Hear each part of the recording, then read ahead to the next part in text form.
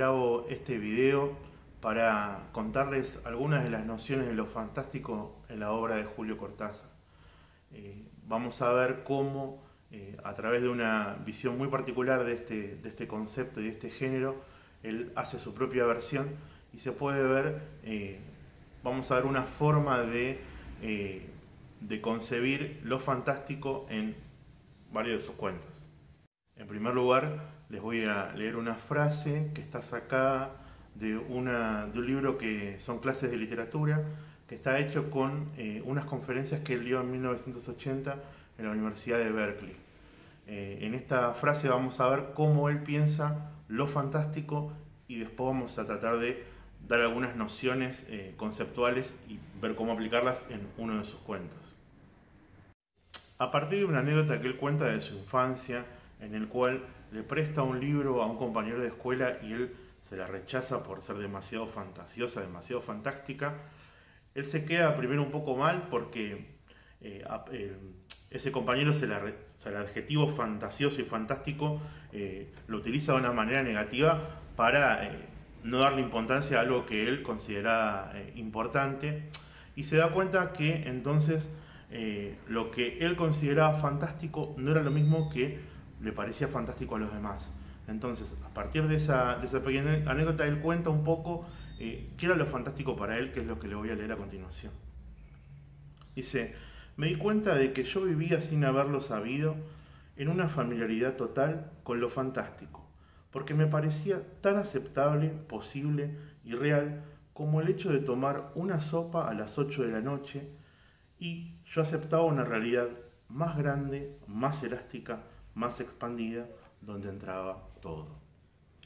En primer lugar, entonces, para entender un poco la obra de Cortázar, tenemos que saber que su noción de lo fantástico no es como otras obras anteriores de otros autores, que lo fantástico choca con la realidad o es algo irreal o real, sino que su teoría de lo fantástico, y como él hace su obra, toma lo fantástico y no lo jerarquiza con respecto a lo real, sino que para él lo real es tomar una sopa, leer un libro de superhéroes o escribir o leer una novela en la cual haya fantasmas. Es decir, lo fantástico para Cortázar no choca con lo real. Y cuando él escribe su versión de lo fantástico, presenta una realidad que de alguna manera es porosa. Una realidad donde lo cotidiano y lo fantástico se entremezclan. No se pueden discernir bien, no tienen jerarquías. Entonces, para Cortázar, la realidad también es porosa, es permeable y es distinta a la que él dice que le contaban en la escuela que era. Esto se ve entonces en muchos de sus cuentos, en lo cual lo fantástico, digamos, atañe al hombre común, es una de las posibilidades de su existencia. En el fantástico clásico, por ejemplo, el que Todorov define, y pueden ver ya que está unos videos donde yo ya lo explico, lo fantástico choca con lo cotidiano. Es decir, cuando aparece lo fantástico hay una cierta perturbación de ese mundo realista en el cual la obra trata, y esto genera vacilación en el lector. Muchas veces los personajes que están ante situaciones insólitas, sobrenaturales o poco frecuentes se preguntan sobre cómo es esta realidad en que vive, si realmente, por ejemplo, están bajo los efectos de, no sé, de algún tipo de fiebre o alucinación, o realmente están viendo algo sobrenatural. Para Cortázar, en muchos de sus cuentos, cuando lo fantástico se manifiesta, sus personajes lo toman con total naturalidad. Por ejemplo, en el cuento Casa Tomada hay dos hermanos que, ante la escucha de ruidos y situaciones que no pueden explicarse en su casa, ellos deciden cerrar una puerta y seguir viviendo como si nada, y la rutina que ellos estaban construyendo, digamos, la adaptan a esta nueva convivencia. No se preguntan qué es lo que escuchan, no se preguntan quiénes son los que toman la casa, ni siquiera saben si es algo o alguien, y sin embargo ellos se van adaptando. Esto, digamos, da cuenta de lo que les estoy mencionando, en el cual lo fantástico, lo real, digamos, conviven, y eso de alguna manera afecta a lo que leemos. En el fantástico de Cortázar no hay vacilación, por lo menos en gran parte de su producción, Y teniendo en cuenta esta noción de lo fantástico, vamos a ver un principio de construcción de cuentos. En el sentimiento de lo fantástico, que es otro artículo que también está transcrito de una explicación oral, digamos, él, en vez de dar una definición más del tipo académico, nos da de vuelta una definición de lo fantástico que es más bien una experiencia. En el sentimiento de lo fantástico, digamos, invita a los lectores a preguntarse desde su propio mundo interior y desde su propia vivencia, ¿en qué momento nos encontramos con situaciones, con irrupciones o coincidencias que suspenden nuestra noción de la realidad?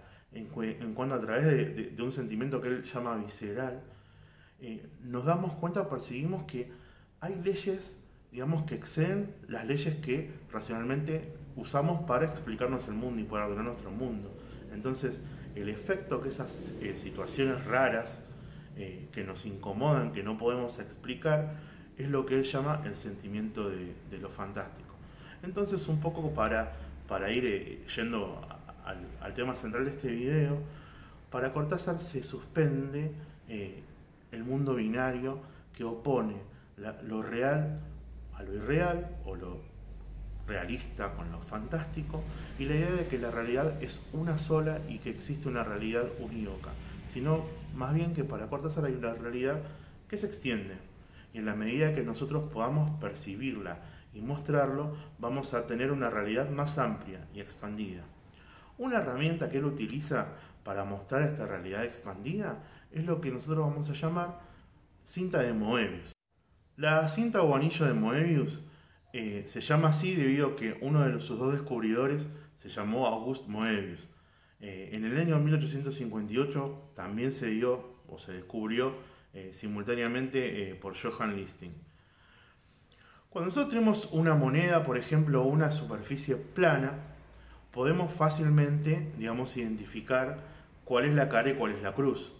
Yo puedo dar vuelta una moneda en el aire y decir, esta cara está arriba y esta cara está abajo. Si yo agarro una cinta de papel y la enrollo de manera circular, yo puedo claramente ver qué círculo pertenece al área de adentro y qué círculo pertenece al lado de afuera.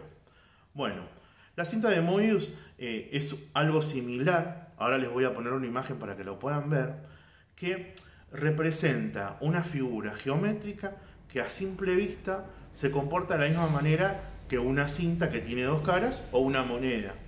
Sin embargo, la particularidad que tiene es que esta cinta tiene una sola cara y un solo lado. Por más que veamos y aparentemente pensemos que funciona de la misma manera, si nosotros, por ejemplo, dibujáramos la cara interna y siguiéramos todo el contorno de la línea de Moebius, sin dar vuelta al papel, llegaríamos de vuelta al primer punto. Es decir, que la cinta tiene una sola cara, un solo lado, y es de alguna manera el infinito. Por eso también tiene que ver con el símbolo del infinito. Si una hormiga caminara por la parte externa de la cinta de Moebius, sin dar vuelta a la cinta, llegaría de vuelta al mismo punto y habría atravesado las dos supuestas caras de esta cinta. Entonces, la cinta de Moebius, para que lo entendamos, es esto: es un objeto geométrico físico que se comporta o en apariencia engaña nuestros sentidos porque tiene una sola cara, un solo adentro, un solo afuera, y de alguna manera se puede recorrer infinitamente. De alguna manera podemos pensar que se comportan algunos cuentos de Cortázar como si fuera una cinta de Moebius. Voy a explicar cómo podemos pensar esta teoría para entender mejor sus cuentos y lo fantástico, y en otro video les lo aplicaré a un cuento que es Lejana. De alguna manera nosotros tenemos un plano que es podemos llamar anverso, un plano que es el reverso, que es la otra cara, y un punto que podríamos decir que es el punto de encuentro. Lo cotidiano, Cortázar lo presenta en el principio de la historia, es decir, una situación que parece ordinaria, que no pasa nada, digamos, extraordinario, y que se presenta como una posibilidad. En algún momento, Cortázar nos engaña como la cinta de Moebius, y antes de que nos demos cuenta, estamos dados vuelta. Es decir, esa historia que aparece simple y que podríamos llamar la historia A o el anverso de la historia, se va a dar vuelta y nos va a mostrar otra cara. Es decir, cuando estamos leyendo como si fuera una segunda historia. En algún punto los relatos acá puede variar la forma de construirlos, van a ir una y otra vez mostrándonos sus dos supuestas caras. El anverso, que es la parte cotidiana, y el reverso, que puede ser la parte fantástica, que puede ser otra historia real, que puede ser una ficción dentro de la ficción, depende del relato. Y finalmente, en algún momento, las dos historias se van a fundir y se van a poder, no se van a poder separar. Es decir, que Cortázar no se engaña construyendo una historia que funciona como un anillo de Moebius. Esto se ve fácilmente en la continuidad de los parques, que es un relato que puedo resumir brevemente, en el cual hay un sujeto que está en un sillón de terciopelo verde y en un momento él dice que siente el placer casi perverso de desgajarse línea a línea por lo que está leyendo, y de una manera muy poética nosotros nos sumergemos en la historia que está experimentando ese sujeto. Ese sujeto que está leyendo una novela, en algún momento la historia pasa a la historia que está leyendo ese sujeto. Es decir, estamos en la historia que se ve en el anverso, que es un sujeto leyendo una novela, en algún momento el relato pasa a su reverso, que es la historia de dos amantes que están planeando algo, que están en una cabaña, que están como una especie de bosque, y que uno de ellos muestra que tiene un puñal y que toma una decisión.